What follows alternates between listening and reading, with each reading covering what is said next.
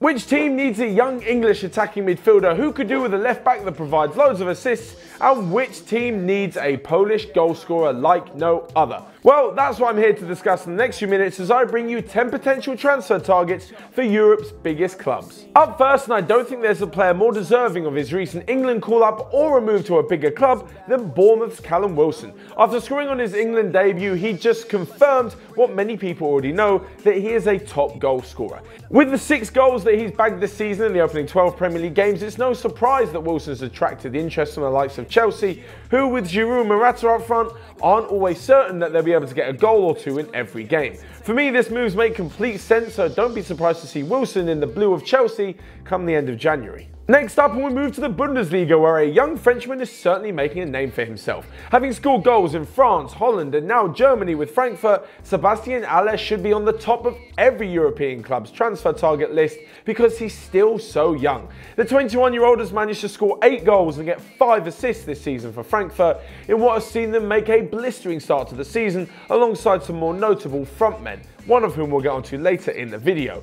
As for Haller, well, he's been linked with clubs all around Europe, and for someone like him who wants to make his name on the biggest stage, a move to a top European club should be at the top of his list come January. Up next is Krzysztof Piątek, and if you thought that name was unbelievable to pronounce, well, how about taking a look at his goal scoring record? It's pretty unbelievable too. Last season in the Polish top flight he scored 21 goals and now finds himself the leading goal scorer in Serie A, the division that contains Cristiano Ronaldo amongst many other top strikers. With 9 goals in the opening stage of the season, it's no wonder that Juventus and Real Madrid are looking at him. As for Genoa, well, they'll be unlikely to be wanting to sell him, but if a club comes in with around £40 million for him, they'll no doubt be taking that, as they only paid £4 million for him in the summer. In at number 4 on our list and is the Ivorian Nicolas Pepe. He's been part of the Lille side that have made a brilliant start to the season and look like the only realistic challengers to PSG's dominance over the French league. Having scored 13 goals and got 5 assists last season, Pepe is already on his way to beating that combined tally this year with 8 goals and 7 assists in the first 13 games. As mentioned before, PSG are current runaway leaders in the division and sit 13 points ahead of Lille. But this shouldn't stop Pepe from aiming high, and should Arsenal and Barcelona both reportedly stump up the £30 million fee for him, we'll definitely see him on the Champions League stage sooner rather than later. Well, with Barcelona for this season at least. Now, if you're the youngest ever debutant for Leverkusen, the youngest ever goal scorer for Leverkusen, and the youngest player in Bundesliga history to reach 50 appearances, there's no doubt that you must be a pretty good player. That and the fact that many Leverkusen legends are already comparing him to the likes of Michael Ballack, Arturo Vidal and Toni Kroos means that Kai Havertz definitely has a lot of pressure on his shoulders. However, he looks more than capable of dealing with this pressure and going on to be one of Germany's finest players. At the moment, he's currently with Leverkusen, who have had a poor start to the season and currently sit in 13th despite progressing well in the Europa League. As for Havertz himself, well, at 19 years old he's still got plenty of time, but for someone who takes himself seriously and wants to be playing in the competition's biggest games, he should definitely be moving to the Champions League sooner rather than later. Up next is someone I'm rather pleased to include on this list, as we don't often talk about the wonder kids from the lower divisions in any country enough on this channel. So I'm bringing in Blackburn Rovers' Bradley Dack from the Championship in England. Now, I always respect a player who can make a step up from division look so easily, and that's exactly what Dack has done. Last season in League One, he got 18 goals and 8 assists, and this season in the Championship, he's taken to it like a duck to water with 8 goals and 2 assists already in the opening 12 games. This is all coming from an attacking midfielder, not even a striker, and such are his performances that even Tottenham Hotspur have glanced an eye or two over at him and looking to secure his services in January.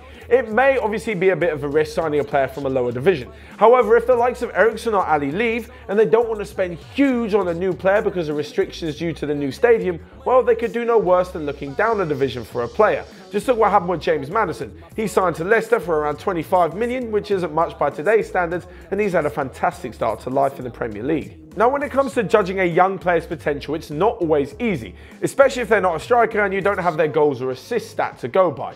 It's even more difficult for a defender because things aren't always what they seem.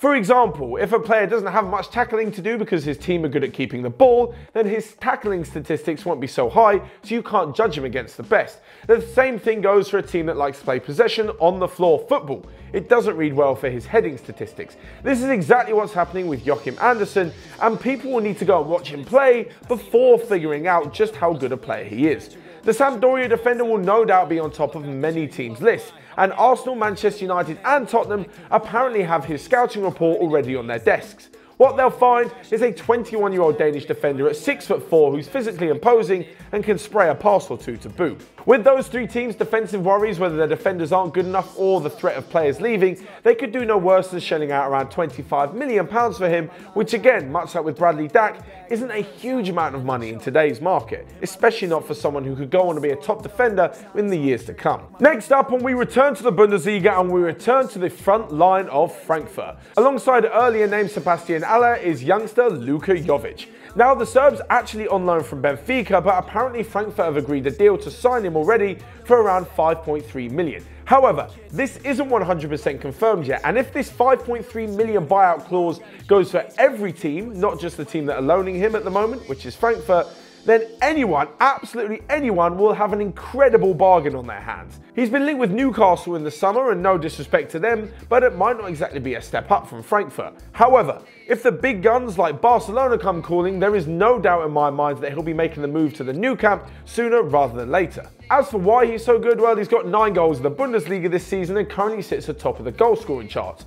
Although he did score 5 in one game against newly promoted Fortuna Düsseldorf, he still managed to score 5 goals in one game, so that's pretty impressive nonetheless. Now, our penultimate player on this list comes from La Liga, and it's Celta's Uruguayan forward Maxi Gomes. Now, this season he's started brilliantly, and in 10 appearances has managed to get 6 goals and 4 assists, which meant that the likes of Real Madrid and Tottenham Hotspur have both kept an eye on the youngster. However, these rumours aren't exactly new. Last season, in his first year in European football after moving from his homeland Uruguay, he managed to score 17 goals at the age of just 21, so all these rumours aren't without cause. From what I've seen from him personally, he looks like a complete striker. He's got everything you'd want from a target man, a finisher, and someone who can link up the play, so I have no doubt that he'll make a big money move to a big club in years to come, and we'll definitely be seeing him in the Champions League. Now, lastly on this list, we come to a German defender whose omission from the national team squad is absolutely mind-boggling to me and pretty much everyone else.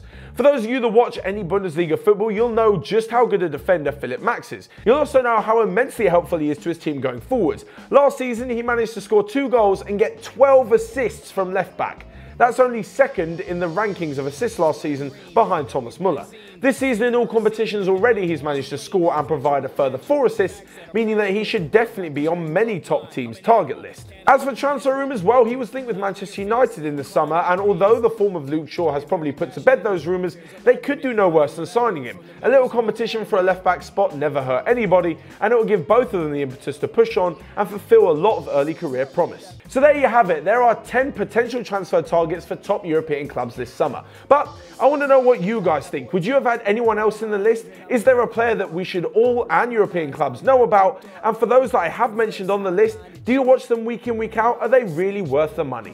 Let me know that and a whole lot more in the comment section down below. Smash the like button whilst you're down there. And once you've done that, you can also click here to check out all the other videos that we've got going on OneFootball. And until next time, I'll see you guys later. I'm just throwing up the racks, baby. Stack it to the ceiling, see we ballin' with the sack. No one cares till you kill. Life is a bitch.